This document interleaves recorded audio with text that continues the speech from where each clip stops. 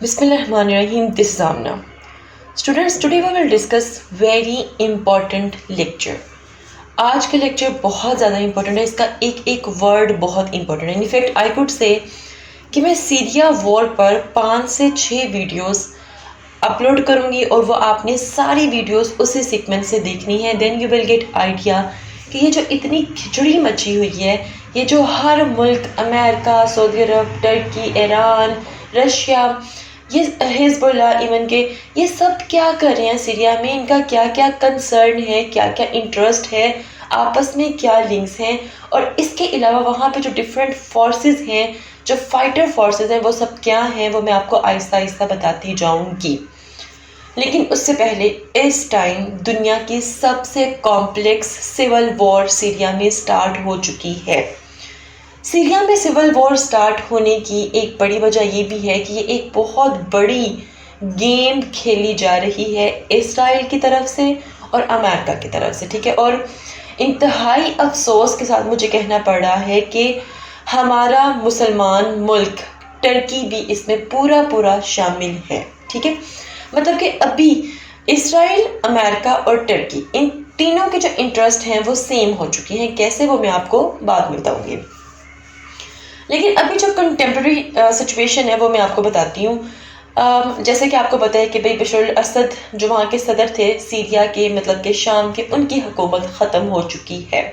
آپ کہہ سکتے ہیں کہ دنیا کا سب سے چھوٹا مارشل انہوں نے لگانے کی کوشش کی، لیکن اس کو ختم کر دیا گیا، ٹھیک ہے.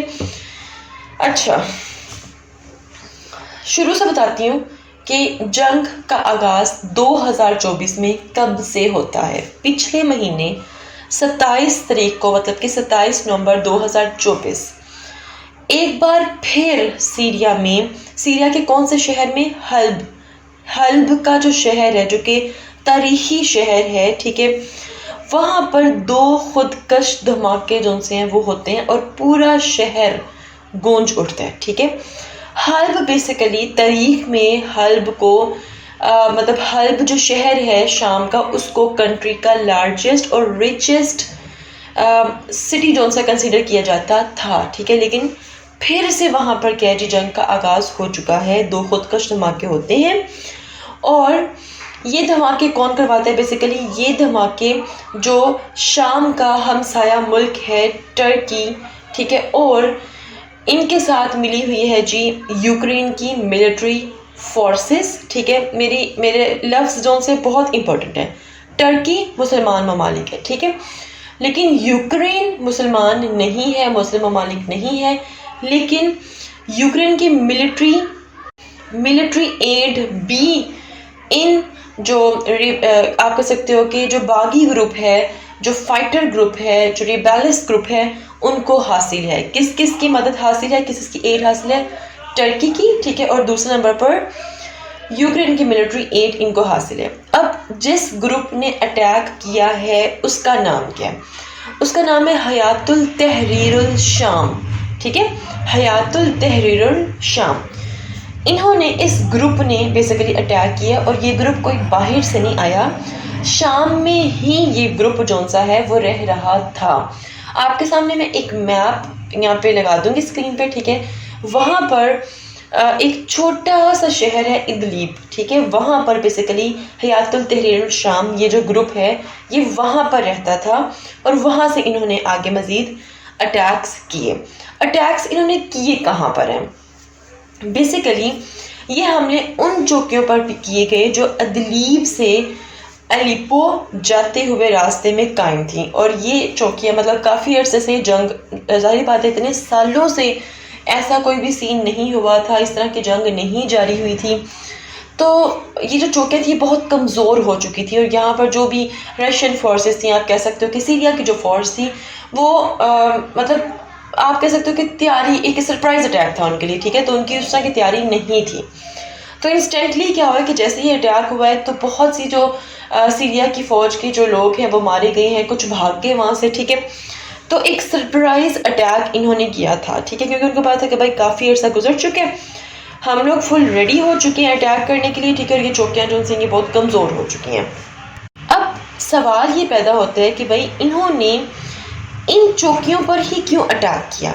بیسیکلی ان دھماکوں نے الیپو جانے والی واحد بڑی روڈ مطلب کہ سڑک کو ان باغیوں کے لیے کھول دیا. مطلب جب ان چوکیوں پر اٹیک کر کے ان کو ختم کر دیا تو وہ جو بڑی روڈ ہے نا وہ ان کے لیے کھل گئی, ان باغیوں کے لیے, ٹھیک ہے, ان فائٹرز کے لیے. تو یہ بیسیکلی پہلا اٹیک تھا اور جس کا مقصد یہ تھا کہ سیریا کی جو بیسک M5 ہائی وے ہے, بیسک مطلب کہ سیریا کا جو بیسک M5 ہائی وے ہے اس پر قبضہ کیا جائے.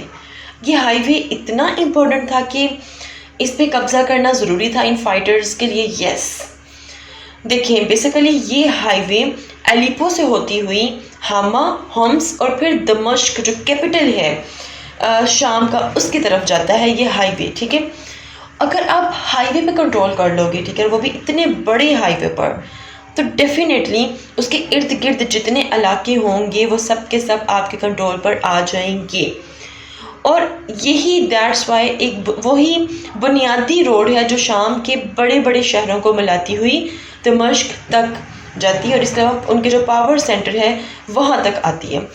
تو 3 دن میں اس روڈ کو یہ جو حیات التحریر الشام کا گروپ ہے, ان کے جو باغی ہیں, انہوں نے کیا کیا جی, اپنے قبضے میں لے لیا یہ پورے کا پورا روڈ, ٹھیک ہے.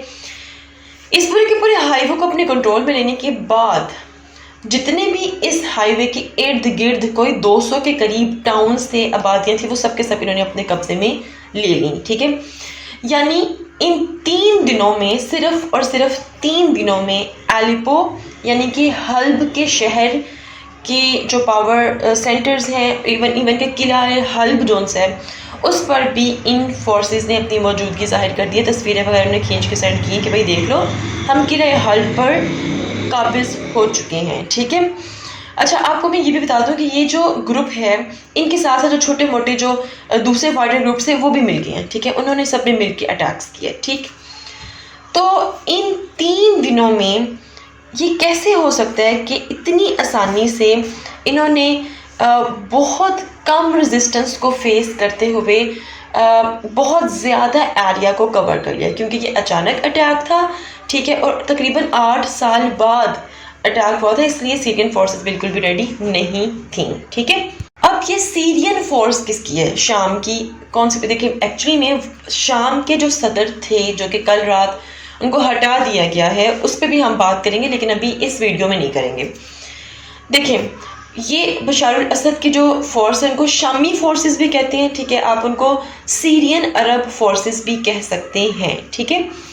اچھا اب ایک بات اور بتا دوں کہ شام کے جو پریزیڈنٹ بشار الاسد تھے ان کو کس کی سپورٹ حاصل تھی. ان کو جی سپورٹ حاصل تھی ایران کی, ٹھیک ہے, رشیا کی, حزب اللہ کی, مطلب ان سب کی ان کو فورس آپ کہہ سکتے ہو کہ بیکنگ ان کی حاصل تھی. اور جب انہوں نے اٹیک کیا ہے, مطلب کہ ان باغیوں نے جب اٹیک کیا ہے تو ان چوکیوں میں ایٹ دیٹ ٹائم رشیا کی فوج بھی موجود تھی, ٹھیک ہے, لیکن اس کے ساتھ ساتھ سیرین فوج بھی موجود تھی. لیکن آلریڈی آپ کو پتا ہے کہ رشیا آلریڈی انوالو ہے یوکرین کے ساتھ, تو اس لیے رشیا نے اپنی جو فوج کا ایک بہت ہائی لیول کا جو دستہ ہے جی, یا زیادہ تر فوج اپنی کہاں پر رکھی ہے جی, یوکرین کے اٹیکس کو کنسیڈر کرنے کے لیے, ٹھیک ہے. لیکن یوکرین کے پیچھے آپ کو پتہ ہے امریکہ ہے, تو اب یوکرین امریکہ نے یہ ڈیسائیڈ کر لیا ہے کہ بھئی پوری دنیا میں جہاں جہاں رشین فورسز کا سامنا ہوگا ان کو ماریں گے. تو یہ جو مطلب کہ باغیوں کا گروپ ہے جو کہ شام میں پھیل چکا ہے, سول وار سٹارٹ ہو چکی ہے, ابھی تو صرف جنگ کا آغاز ہے.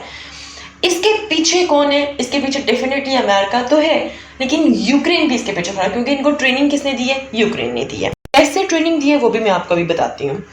تو تھوڑا سا مزید میں اس گروپ کے بارے میں پہلے آپ کو بتاتی ہوں کہ یہ جو گروپ ہے حیات التحریر الشام, یہ کبھی القاعدہ اور داعش سے منسلک تھے. ابھی بھی ان کے نظریات جو سے ہیں, ویوز, ویژن جو ہے وہ ان سے ہی لنک کرتا ہے, ٹھیک ہے. اگر پولیٹیکلی دیکھا جائے, ریلیجیسلی دیکھا جائے تو ان سے ہی لنک کرتا ہے, ٹھیک ہے. اور یہ فل فلیج تیاری کے ساتھ اپنے اتحادی ترکیہ جب میں بولوں گی اس کا مطلب یہ ہوگا کہ ٹرکی, ٹھیک ہے, اور امریکن بیکڈ فائٹرز کے ساتھ الیپو کی طرف پوری تیاری سے یہ مطلب کہ داخل ہوئے, ٹھیک ہے. اور ان کے پاس نائٹ ویژن کا پورا اکوپمنٹ تھا، کیونکہ ان کی ٹریننگ یوکرین میں اس یونٹ نے کی تھی جو رشین فورسز کے خلاف نائٹ آپریشنز کرتے تھے، ٹھیک ہے. اور ماڈرن وارفیئر میں بھی ڈرون حملوں کے ماسٹر تھے، مطلب ماسٹر رہ چکے تھے. یعنی نیٹو اور امریکہ کے ٹرینڈ لوگ تھے جنہوں نے اس گروپ کو ٹریننگ دی ہے. سمجھ لگی؟ پتہ چل رہا ہے نا پیچھے کون کون ہے اس گروپ کے. امریکہ ہے، نیٹو ہے، European union, European countries different, Turkey بھی. جب میں ٹرکی کا نام لیتی ہوں نا تو مجھے دلی افسوس ہوتا ہے کہ ہمارا ایک مسلم ممالک بھی ان کے ساتھ ملا ہوا ہے. اچھا، سوال یہ پیدا ہوتا ہے کہ بھائی جب انہوں نے اٹیک کیا تو کتنے لوگ مارے گئے؟ انسٹنٹلی فوراً سے 40 لوگ انہوں نے مار کرائے سیریا اور رشیا کی آرمی کے، ٹھیک ہے. باقی کچھ جو تھے وہ بھاگ گئے، ٹھیک ہے. اور اس کے علاوہ جس دن ان باغیوں نے اٹیک کیا، مطلب کہ 29 نومبر کو کیا، 29 نومبر سے ہی رشین طیاروں اور سیرین جو آرمی ہے، ٹھیک ہے، انہوں نے بھی حملے کیے، ٹھیک ہے. لیکن ظاہری بات ہے ان کی تیاری زیادہ ہے، ان کی تیاری کم ہے، وہ تو ابھی سٹارٹ ہوئے ہیں، ٹھیک ہے. ابھی بھی مطلب جب سے جنگ سٹارٹ ہے، آج 7-8 تاریخ ہو گئی ہے، ابھی بھی جو رشیا ہے وہ ڈرون اٹیکس کر رہا ہے. لیکن آپ خود سوچیں کہ اتنا بڑا ہائی وے ہے، آپ صرف ڈرون اٹیک سے یہ پورا کا پورا ایریا حاصل نہیں کر سکتے ہیں، ٹھیک ہے. تو آپ کو کیا کرنا پڑے گا؟ یا تو رشیا کو اپنی بہت زیادہ مطلب کہ زیادہ تر اپنی فوج بھیجنی پڑے گی ان ایریاز میں، اس ہائی وے میں جہاں پر آلریڈی یہ ریبلز جو ہیں وہ پھیل چکی ہیں. اس کے علاوہ جو حزب اللہ ان کو بھی یہاں پر اپنی فورس کو لے کے آنا پڑے گا، ٹھیک ہے.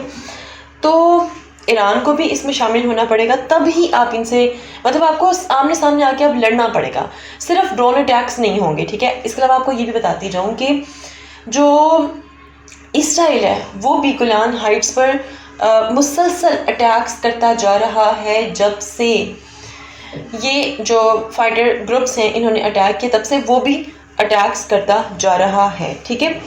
تو بہت سی ہلاکتیں جو سی ہیں وہ ہوئی ہیں، ٹھیک ہے. اور یہ ہائی وے جو کہ 450 کلومیٹر لمبا ہے، اس کی ایکسیس آپ ایسے نہیں لے سکو گے کہ آپ بس آؤ آپ ڈرون اٹیکس اور بھاگ جاؤ. نو، 200 سے زیادہ ٹاؤنز ان کے قبضے میں جا چکے ہیں. اب آپ کو محنت کرنی پڑے گی.